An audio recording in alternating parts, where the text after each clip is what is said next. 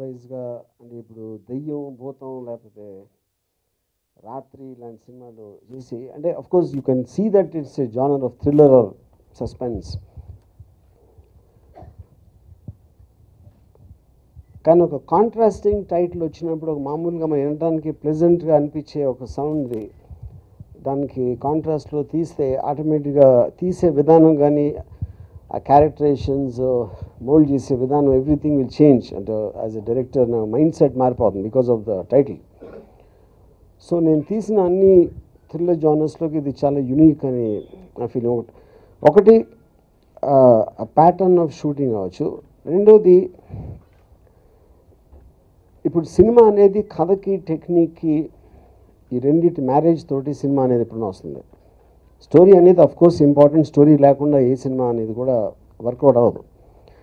కాకపోతే ఉట్టి story important అనుకుంటే స్టేజ్ మీద ఉండి కథ చెప్పేసి సినిమా తీయాల్సిన అవసరం లేదు.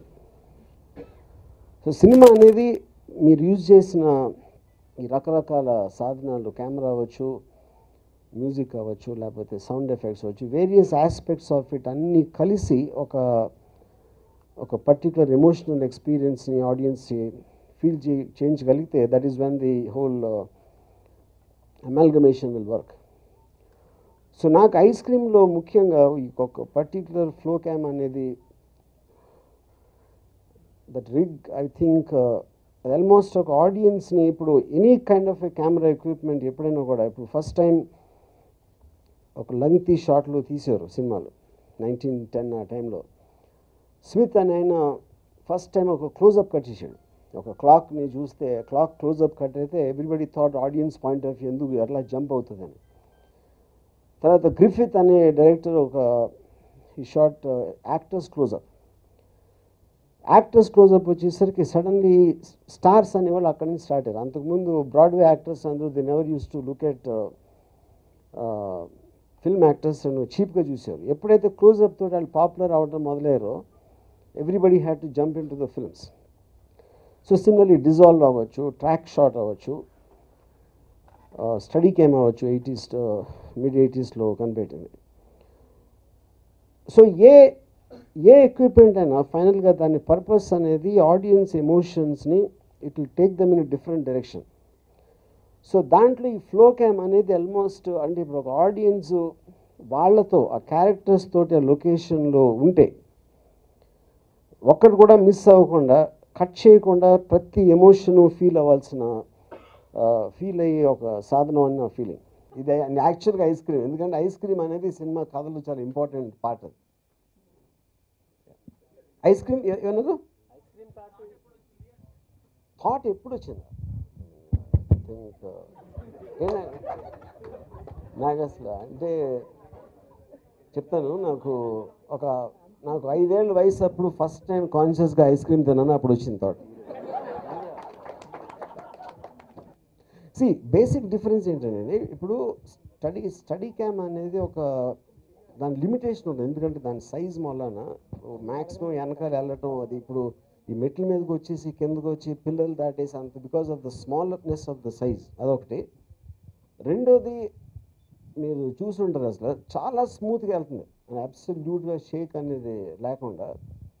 అండ్ దాన్ని వెయిట్ తక్కువ ఉండడం బట్టి మీకు క్లోజప్లకి వెళ్ళాలన్నా గబుక్కుని లాంగ్ షాట్కి వెళ్ళాలన్నా అంటే దాని మెన్యురబిలిటీ అంటారు, అంత ఫాస్ట్గా చేయటం అనేది స్టడీ క్యామ్ చేయలేదు. అది that is one of the main differences. So ఒక పాయింట్ ఏంటంటే టెక్నిక్ అనేది ఏ సినిమాని క్యారీ చేయదు. ఇందాక చెప్పాను,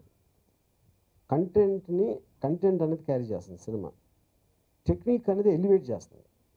సో ఇప్పుడు మీరు 2014లో క్వశ్చన్ అడుగుతున్నారు, నేను 89లో ఫస్ట్ టైం స్టడీ క్యామ్ వాడినప్పుడు అప్పుడు స్టూడియోకి లెటర్స్ వచ్చాయి, ఏంటి అసలు ఆ షాట్ ఎలా తీశారని.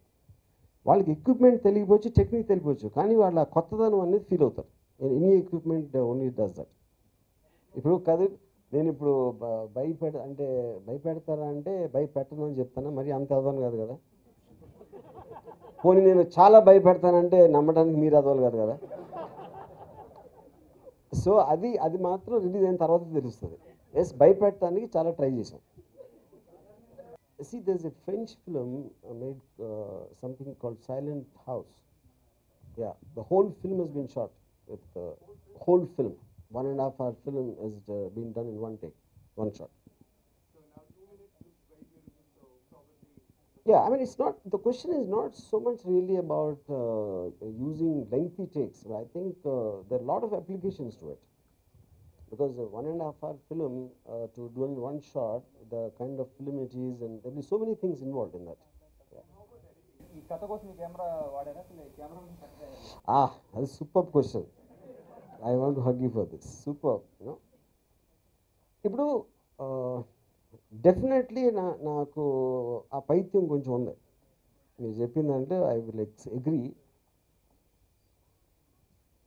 బట్ ఈ సినిమా మాత్రం దైవ సాక్షిగా కథ కోసమే తీశాను. మీరేంటి ఇది ఇంట్రాగేషన్ చేస్తున్నారా, నన్ను ఇంటర్వ్యూ చేస్తున్నారా అర్థం కావట్లా.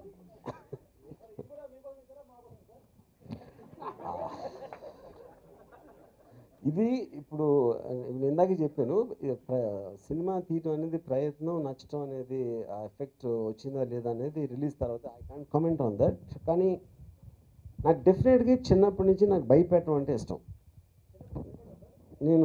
నేను భయపెట్టడంలో బిజీగా ఉండి నేను భయపడటం టైం లేదు. బట్ ఐస్ ఎవరు క్రీమ్ ఎవరు, ice is Navdeep and cream is Tejaswi. ఆ కంపారిజన్ ఏంటో నాకు తెలియలేదు, బట్ అడిగారు కాబట్టి ఏదో ఒకటి చెప్పాలని చెప్పాను. కానీ యాక్చువల్గా ఐస్ క్రీమ్ అనే రియల్ ఐస్ క్రీమ్కి ఒక క్యారెక్టర్ ఉంది, దాని మూలన పెట్టాం.